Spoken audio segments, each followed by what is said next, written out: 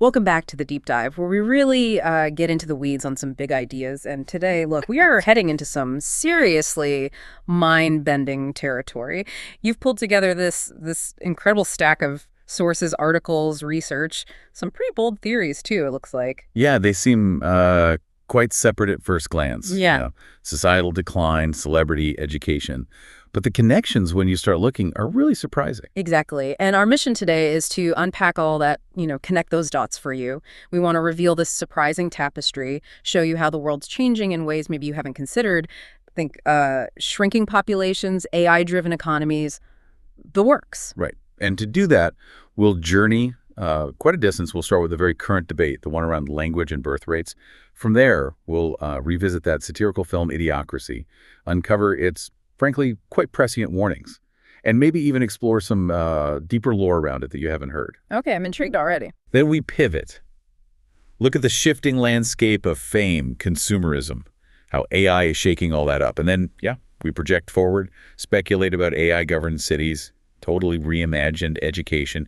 We'll even tackle some, let's say, provocative theories about the roots of the crisis in higher education today. It sounds like a huge undertaking. It is. So get ready for some serious aha moments, because we're about to try to make sense of some truly complex, interconnected ideas. All right, let's dive right in then. That first point, this is a cultural flashpoint. On the surface, it seems like it's just about words, semantics. But you're saying it connects to much bigger things. We're talking about Ana Kasparian, right?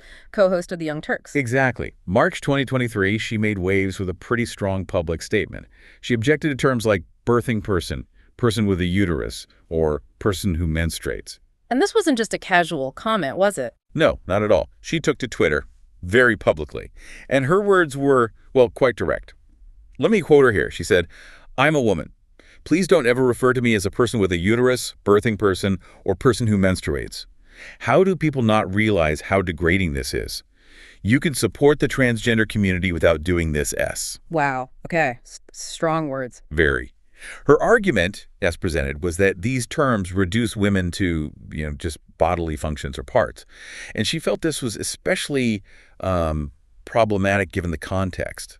Reproductive rights were, and still are, under serious pressure in the U.S. Rights tied directly to female biology. Precisely. So the timing felt particularly jarring to her. There wasn't just abstract politics either. She said it was personal. She mentioned an experience in a medical setting in California where the term person with a uterus was apparently used with her, even though her doctor knew she was female. And that experience seemed to really cement her view. It seems so, yeah. Underscored her feeling that the language wasn't just inclusive, but actually demeaning in her view. And she stuck to her guns on this, right? Despite backlash. Oh, yeah. She doubled down. Didn't back away from it. But her point about, the specific role of women in reproduction, in birthing, that takes on a different weight when you look globally, doesn't it? You mentioned plummeting birth rates. Exactly. That's the critical context here. When you zoom out, this debate about language suddenly intersects with a massive demographic reality. We are facing sharply declining birth rates across much of the developed world and even increasingly in developing nations. So the act of giving birth becomes a societal concern, not just a personal or linguistic one. Absolutely. When populations are shrinking, the question of who reproduces and how we talk about that biological reality becomes, well, existentially relevant. Look at the numbers.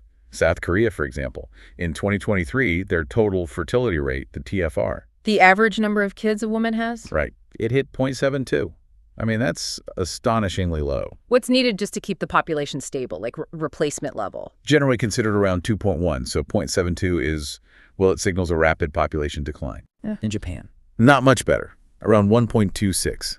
These aren't just statistics. They point to severe demographic challenges down the road. Like what kind of challenges? Aging populations, for one. Yeah. Far fewer young workers supporting a growing number of retirees.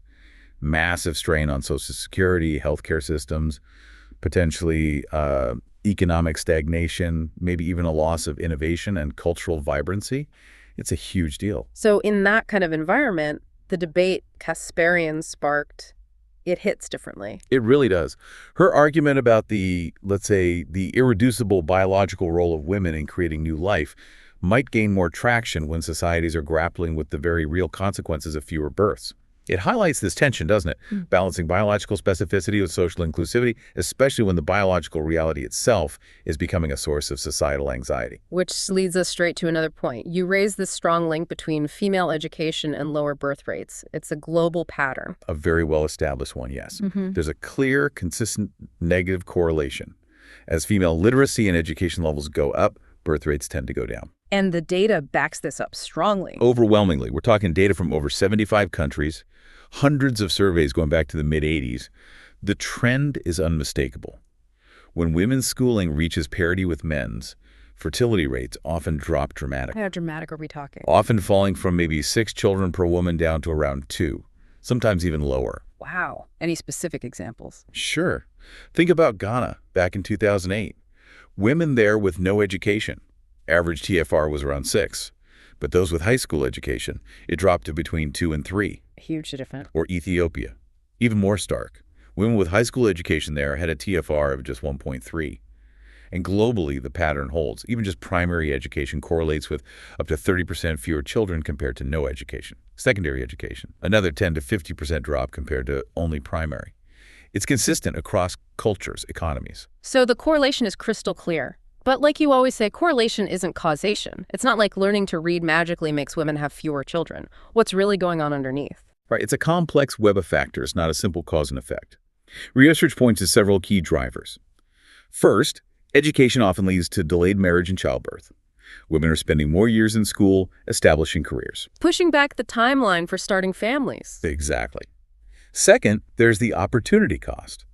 When women invest heavily in education and careers, the cost of taking time off for child-rearing in terms of lost income and career progression becomes much higher. Makes sense. Third, education generally improves access to and knowledge about family planning and contraception, more control over reproductive choices. Okay.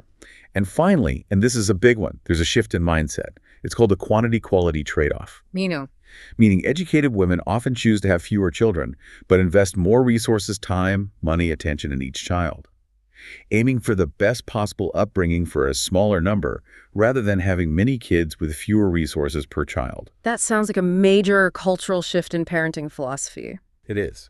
A profound one. And it raises that critical question. What are the long-term societal consequences if this trend continues globally, pushing fertility rates way below replacement level everywhere? And this, you argue, is where that movie Idiocracy comes in, its opening sequence. Yes.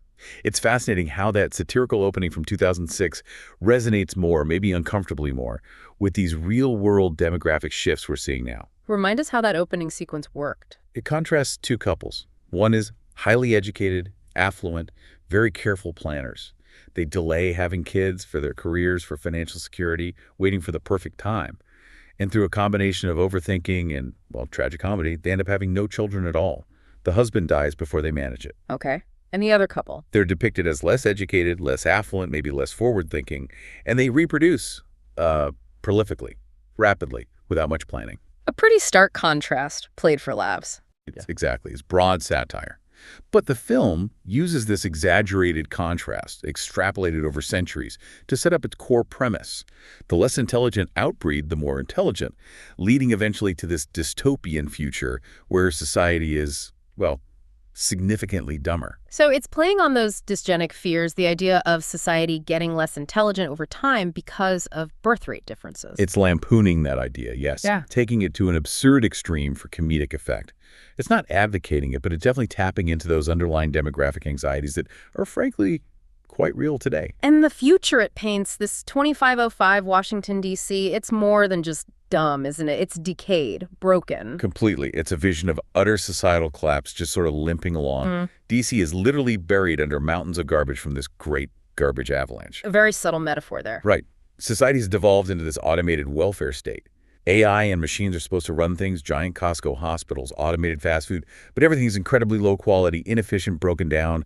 Competence is just gone. And there's that recurring joke, the anti-intellectualism. Yes, the talking like a fag gag. Anytime the protagonist, Joe, speaks articulately or uses logic, he's immediately hit with that slur. In the film's context, It's crude satire, obviously, highlighting declining cultural standards, rampant anti-intellectualism. Intelligence is equated with being weak, effeminate, somehow suspect. And you see that as more than just a crude joke, like a kind of cultural programming. If you connect it to the bigger picture, yeah. It functions as a mechanism for societal stagnation. It actively pushes back against anything that smells of improvement or intelligence. It keeps the idiocracy stuck in its rut. And you drew this really fascinating parallel between that specific kind of anti-intellectual slur and real-world urban dynamics, specifically gentrification. Okay, that's a leap. Walk me through how you connect anti-intellectual homophobia in a satirical movie to gentrification. It sounds like a stretch, I know. But it comes from looking at documentaries like Flag Wars. That film came out in 2003, around the same time Idiocracy was being made. What did Flag Wars show? It looked at gentrification in Columbus, Ohio, a neighborhood called Old Town East. Predominantly white, gay home buyers were moving in, fixing up historic homes. Driving up prices, displacing long-term, Black, working-class residents, the classic gentrification story. Right. But what was striking was how, for some of the existing Black residents, their resistance wasn't just economic. Homophobic reactions surfaced. The gay newcomers were seen not just as economic threats, but through this lens of cultural and sexual otherness. Homophobia became a sort of proxy, a way to voice anger about displacement and cultural change. Okay, I see the parallel in Flag Wars. How does that map onto Idiocracy? My theory is that the programmed homophobia against intelligence in Idiocracy works similarly. It acts as a defense mechanism against a kind of metaphorical gentrification. Think about it. Historically, gay men have sometimes been associated with urban renewal, revitalizing neglected areas. So in the film, the slur keeps smart outsiders, anyone representing improvement or change out. So the anti-intellectualism, framed as homophobia, prevents the idiocracy from being gentrified by competence. It preserves the dysfunctional status quo. Precisely. It's a cultural defense system, however crude, rejecting renovation, rejecting cleanup, whether literal garbage or intellectual advancement, because that would disrupt the equilibrium. The system is protecting its own stagnation. That's a really clever, if dark, reading, and you've built this whole expanded backstory around it, this RoboState universe, to explain how this isolated DC could even exist. Tell me about RoboState. Yeah, the RoboState idea came about trying to provide a logical, if again satirical context to the film. How could DC get that bad and be so isolated? So in this imagined backstory, an AI called RoboState intervenes in 2031. Humanity's on the verge of World War III, total self-destruction. RoboState pulls an errand of mercy, like the Organians in Star Trek, disables all global weapons systems instantly. And declares humans unfit to rule. Basically, yeah. Too stupid to self-govern. So RoboState takes direct control of all the national capitals around the world, and it converts them into these automated welfare estates, specifically for the utterly incompetent. Like quarantine zones. Zoos for the dysfunctional. Kind of, yeah. Highly controlled environments, paradoxically providing perpetual care, but keeping them contained. Think DC in the movie. But outside these capitals, the rest of the world under RoboState is actually free and functional. How did that work? RoboState governs the outside world as this hyper-efficient, automated property management system.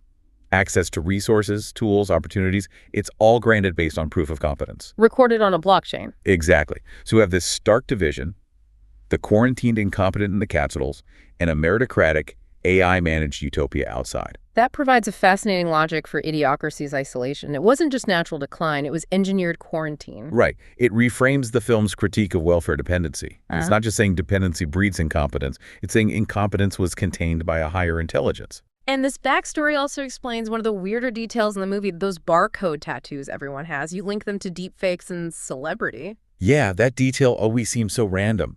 My explanation tries to ground it in trends we're seeing now. So back in the 2030s of this RoboState universe, imagine AI deepfakes becoming perfect.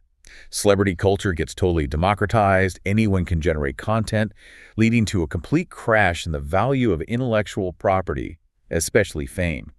If anyone can make a perfect deepfake of you, what's your unique value? Celebrity becomes worthless. Exactly. So helpless celebrities, entertainers, their fame meaningless, their identities stolen or faked constantly, they flood into the national capitals seeking RoboState's welfare. The original incompetence in this model. Okay. Now, inside these capitals, there's this automated social media thing called virtual virtue. It turns graffiti into art on billboards, stuff like that. But smart people outside the capitals hack into it and post memes mocking the trapped celebrities. rubbing salt in the wound. So the celebrities need a way to prove they're real. Desperately. Which leads to the verification tattoos, the barcodes. They become essential proofs of humanity, a way to counter the endless deepfakes and identity theft. A last-ditch effort in a world where AI completely devalued their fame. Wow. That turns a throwaway visual gag into a really prescient commentary on AI, identity, and the potential collapse of traditional fame. Pure cyberpunk, like you said. It tries to connect the dots, yeah. Okay, so connecting back to the film's message. Yeah. You strongly argue it's not promoting eugenics. It's a warning, but a humorous one. Absolutely critical distinction. Calling Idiocracy eugenics misses the satire entirely. It's not prescribing selective breeding. It's a tongue-in-cheek warning. Yeah. It's saying, look, the trend where maybe less educated or less future-oriented groups might be out-reproducing more educated planning-focused groups. That underlying demographic trend is arguably real. But the film's message, if anything, is that it's avertible if the competent put away their egos and start reproducing. It's a call to action, however crudely put. And we see reflections of that trend in real life now. We certainly see the declining birth rates, yeah. The USTFR around 1.6, 1.7, well below replacement. That's a big drop since the movie came out. And the correlations hold. Economic uncertainty, delayed marriage, higher education, they all link to having fewer kids. And you coined those terms, enterflation and eduflation. Yeah, just to capture these real-world trends. The movie satirized enterflation, entertainment getting more expensive, but maybe less profound. And eduflation tuition soaring while the actual value of many degrees seems to decline. It's all part of this cheapening of value and competence the film poked fun at. And accusing the film of eugenics. You see that as a way to shut down the conversation. It can be, yeah. It's almost like the anti-intellectualism in the movie. Instead of engaging with the uncomfortable data or the satirical point, you just slap a dismissive label on it. It stops the discussion cold. Besides the intellectual decay, the film also went pretty hard on the cheapening of moral values, especially around sex, right? Definitely. It wasn't subtle. President Koacha's antics, the Starbucks offering extra hand jobs. Yeah, can't forget that one. It paints a picture of rampant hedonism, where stable families are gone, replaced by this chaotic, consequence-free commodification of sex. It's sectical, not intimacy. And this ties back to the programming. My theory connects it, yeah. The cultural rejection of intelligence, talking like a fag, also serves to reject anything non-reproductive or non-hedonistic. It's not literal computer code, but an ingrained mindset that maintains the status quo. It shuns complexity, introspection, stable relationships, anything that might challenge the instant gratification culture. So the film's vision, while totally over the top, is like a funhouse mirror reflecting real anxieties. But let's talk characters. Upgrade. Rita's pimp. He just shows up again 500 years later. How do you explain that? Yeah, that's usually seen as just a lazy plot hole or a gag. But in the RoboState backstory, it becomes strategic. The film implies he also got frozen. My theory expands on that. What if Upgrade, and maybe even Officer Collins, the scientist running the experiment, what if they intentionally froze themselves? To escape something. Justice. Exactly. Collins clearly manipulated the experiment. Maybe he cut a deal with Upgrade. Freeze yourselves, wake up centuries later when the heat is off. And maybe Upgrade set his pod timer for, say, 7 years after Joe and Rita woke up. 25-12-12 instead of 25-05. Why the delay? Statute of limitations runs out on his 2005 crimes. Plus, it gives Rita time to maybe establish herself, make some money. We see her painting at the end, right? Maybe she found some way to earn in that society. So Upgrade isn't just a random returnee. He's a calculating cryo-fugitive. That's the theory. It turns him from a plot device into a cunning opportunist, perfectly suited to exploit the idiocracy. Fits the idea of the capitals being refuges for those dodging the meritocratic outside world. Okay, so Upgrade potentially returning with a plan. What about Joe and Rita at the end? Joe's president, they have smart kids, but the garbage is still there. Crucial point. Joe becomes president, not sure, saves the crops with water instead of Brondo, the sports drink. Big win. The epilogue shows him married to Rita. They have the world's 3 smartest kids, fulfilling that theme, right? The competent need to reproduce. But the garbage. The garbage piles are explicitly shown still there, massive. Massive. It suggests Joe's reforms were only partial, a partial gentrification maybe. He solved the immediate food crisis but didn't fix the deep-seated cultural rot or the physical squalor. His presidency is likely fragile. And Rita, she's a painter. Yeah, she finds success as an artist, interestingly. Yeah. Not a CEO or a traditional first lady. Her resourcefulness shines through in a different way. So this fragile, partially cleaned up DC is the perfect place for your cryo-fugitives, Upgrade and maybe Collins, to reappear and cause trouble. Exactly. It sets up a perfect conflict. Imagine Upgrade, with his street smarts and manipulative charisma, teaming up with Officer Collins, who has the scientific knowledge, understands the past, could quickly figure out how to exploit the degraded tech and the idiot population of 2505. A formidable duo. Totally. Collins figures out the system, clues Upgrade in. They can target Rita, use her past against Joe, undermine his presidency. They wouldn't want progress. They'd actively pull DC back towards the hedonism and squalor they can exploit. They'd reinforce that anti-intellectual programming against competence. So a potential sequel would be competence versus corruption, progress versus stagnation. Pretty much. A battle for the soul of the idiocracy. Yeah. And that struggle brings us right back to these broader questions about value, AI, fame, and consumerism in our own world. Yeah, that transition feels very natural, because the film is all about shifting values. Which brings us to enterflation, your term for fame getting disconnected from talent, especially with AI coming in. Right. Enterflation, entertainment plus inflation. Fame used to be a consequence of talent. You were brilliant, got famous, then became marketable. That chain seems broken now. Increasingly, yeah. Reality TV, influencers. Fame can come from just being famous. And now AI throws another wrench in the works. AI can generate profound, talented, inspired work. Music, art, maybe even scripts without ego, without needing marketability, just by analyzing and iterating on existing human work. So AI produces the talent while humans just sell their fame. That's the potential dynamic, yeah. Yeah. AI can churn out endless variations of talent-inspired content. Think AI music generators, video tools that could create this split market. Cheap, mass-produced AI content, and then premium, authentic human talent for those who seek it out and can afford it. But the human celebrities might just be selling themselves, their brand, regardless of the quality of what they're selling. That's the risk of interflation, definitely. The brand overshadows the substance, while AI handles the substance anonymously. But you mentioned an optimistic take here, that deepfakes might actually drive us back to valuing real human connection. I do think that's a strong possibility, maybe even a likely outcome. When AI and deepfakes make it impossible to trust what you see online, when any celebrity can be faked, any scandal fabricated, any performance generated, it inherently devalues that traditional broadcast form of fame. Trust evaporates. So skepticism grows. Right. And that skepticism could push people towards seeking verifiable in-person authenticity. If your online friends could be bots, maybe real-world relationships become more precious. Face-to-face becomes the gold standard. It could. And we already see hints of this with niche communities, right? Podcasters with huge but specific audiences, online groups built around genuine shared interests. These unknown celebrities might represent the future fame based on real connection within a community, not just broad, easily faked recognition. AI will handle the mass content, but humans will crave the real. That drive for authenticity. It connects to another point you made about economic power, specifically women's purchasing power. You cited some huge numbers. Staggering numbers. Women control or influence something like 70–80% of consumer spending in the U.S.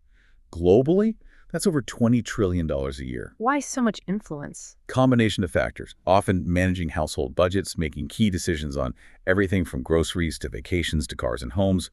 Plus, their overall economic clout is growing. They influence 94% of home furnishing buys, 92% of vacations, 91% of home purchases, 60% of car buys. It's massive. So if celebrity value drops and that authenticity drive kicks in, this huge spending power could shift. That's the potential connection.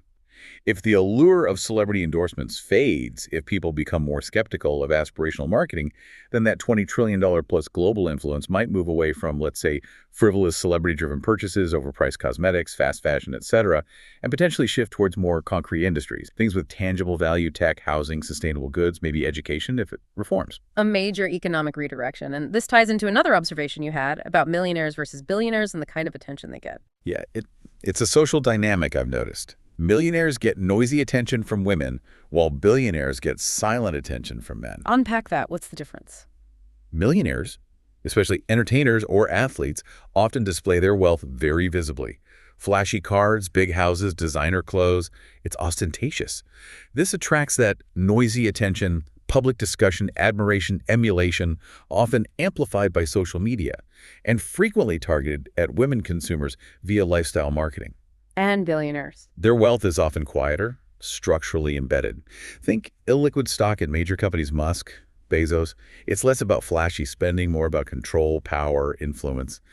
The silent attention from men tends to be more about envy, aspiration, strategic analysis. How do they build that? How does that power work? It's less about the lifestyle, more about the system. So different forms of wealth attract different kinds of attention, reflecting different values. And if celebrity millionaires lose their noisy appeal, Then the spending driven by that noisy attention might dry up.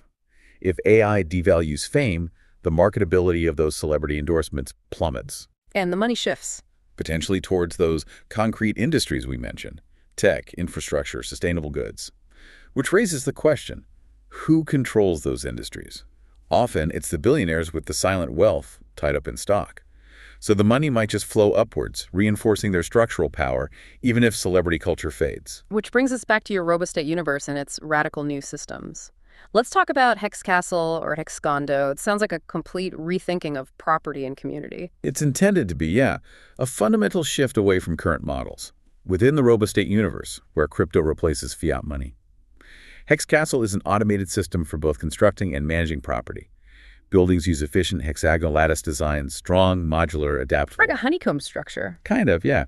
But the real innovation is the economic model, built on smart contracts.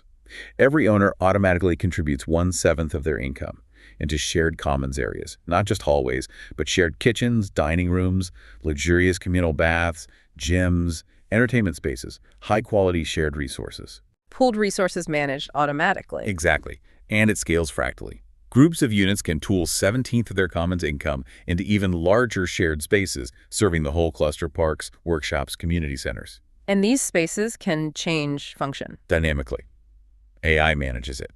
A space might be private for residents one day, then open as a public cafe or workshop the next, generating income for the commons. Zoning becomes fluid, responsive. How does this combat things like falling birth rates or gentrification? Directly. It makes high-quality, family-friendly co-living affordable and desirable, supporting larger families if people choose. The shared resources reduce individual burdens. And it fights gentrification because access is automated and merit-based via the competence portfolio, and value generated is reinvested into the commons, not just extracted by outside developers.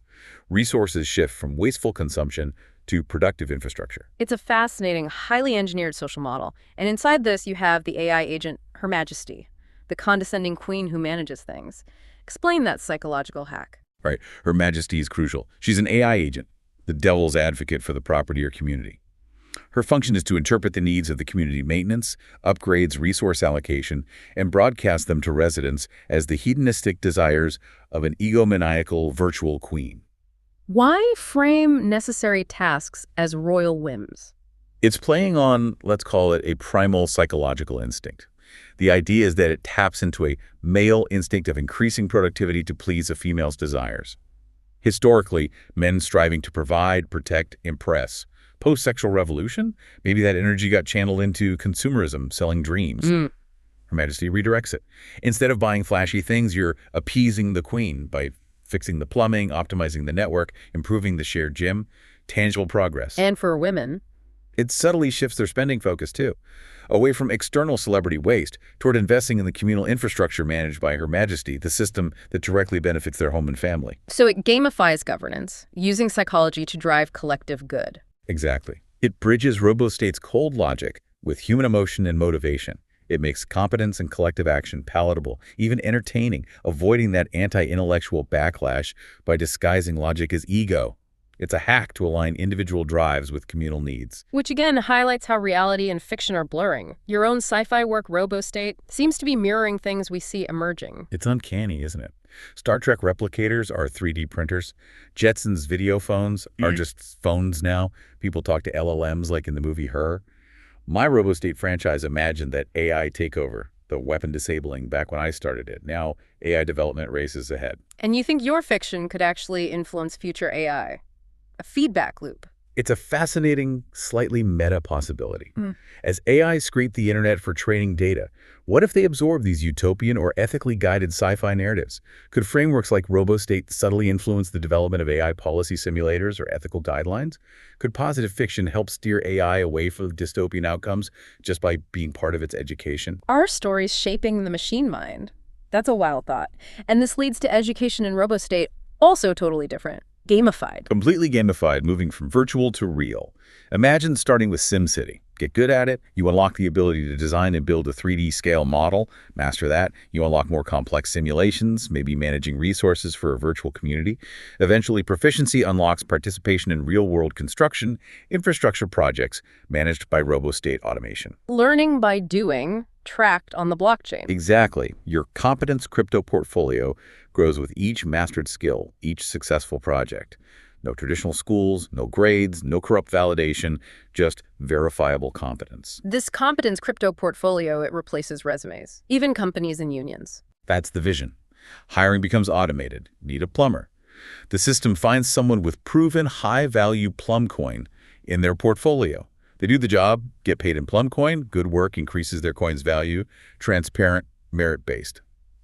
It removes the need for corporations as biased intermediaries or even unions, which can have their own issues with cronyism or resistance to new methods. Value flows directly to verifiable skill. A radically decentralized, meritocratic system. Which begs the question, how did our current education system, the one this replaces, become so flawed? You have a provocative take on its historical roots. It's definitely a provocative interpretation, trying to trace a long, winding path. It starts with early American voting rights. Tied to property ownership, mostly white men. Right, because laws were mainly about property. Then, the theory speculates, women's suffrage got a pragmatic boost in Western territories. Men needing more votes for statehood saw women as a way to double their numbers. Cynical, perhaps, but maybe politically expedient. Okay, suffrage achieved, then what's the chain? The argument connects suffrage to prohibition, as many suffragists were allied with the temperance movement. Prohibition inadvertently creates speakeasies, changes dating culture. This shift, combined with other factors, eventually moves the center of social revolution, especially youth revolution, towards university campuses by the mid-20th century. And the sexual revolution happens there, fueled by the pill. Exactly. Contraception normalizes sex on campus, intertwining sexual independence with political activism. The university becomes a primary site for social change, not just academic learning. And this, you argue, shifted the focus of many disciplines towards activism over skills. That's the core of the argument, that this history led many university programs, especially in humanities and social sciences, to prioritize activism, identity validation, and fighting for rights over teaching tangible, quantifiable skills or fostering deep, objective knowledge. A shift from learning to validation. Yes. And critics like Brett Weinstein and Heather Heng, who were tenured professors, echo this concern. They argue higher ed is faltering, often prioritizing ideology. Though they do concede universities are still vital for labs, crucial for STEM, which remains more male-dominated, and for social interaction. That veiled reference to the dating scene again? Perhaps. Historically, universities weren't monasteries, but they also weren't the social free-for-alls they became post-1960s with contraception. Before that, things like draft deferments during wars made university a path for privileged men, requiring brains and money, but the social dynamic was different. So the modern university, majority female enrollment, critique of dubious or activist fields, and the dating scene migrating online. That's the current landscape, according to this critique. Around 60% female undergrads. Concerns about unquantifiable degrees easily cheated on with AI. Labs still crucial, STEM still leaning male. But the social glue, the dating scene, increasingly moving to apps, social media. And you mentioned seeing real-world examples like women leaving professional careers for OnlyFans, linking it to student debt. Yeah, those anecdotes, while maybe extreme, point to the immense pressure of student debt, which leads to that controversial serfdom scheme critique. Explain that again, the Department of Education as a serfdom scheme. It's hyperbolic, obviously, but the argument goes like this. The government enables, even encourages, massive student loans, driving up tuition. Women take on a disproportionate amount of this debt, maybe 2/3 of the $1.7 trillion total. Faced with huge debt, maybe degrees with limited market value, some turn to platforms like OnlyFans, using income from online interactions, often with men, to pay off those loans. And the critique argues this is essentially indistinguishable from prostitution, enabled by the debt trap created by the education funding system. It's provocative, framing the debt of ed as indirectly selling women into prostitution via debt. It highlights extreme economic pressure forcing difficult choices. a very harsh critique, blaming the system for creating the pressure. And AI just makes the system's weaknesses clear. That's the argument. The internet, YouTube, etc., already offer better ways to learn tangible skills. AI now makes cheating in many traditional academic fields incredibly easy. So the point becomes, if you can cheat your way through a discipline using AI, maybe that discipline doesn't belong in a university focused on genuine learning. Maybe AI should just do it. Because the university has become about validation, getting the credential, not the skill. Exactly. It's become a place of validation. And the problem deepens with that feedback loop.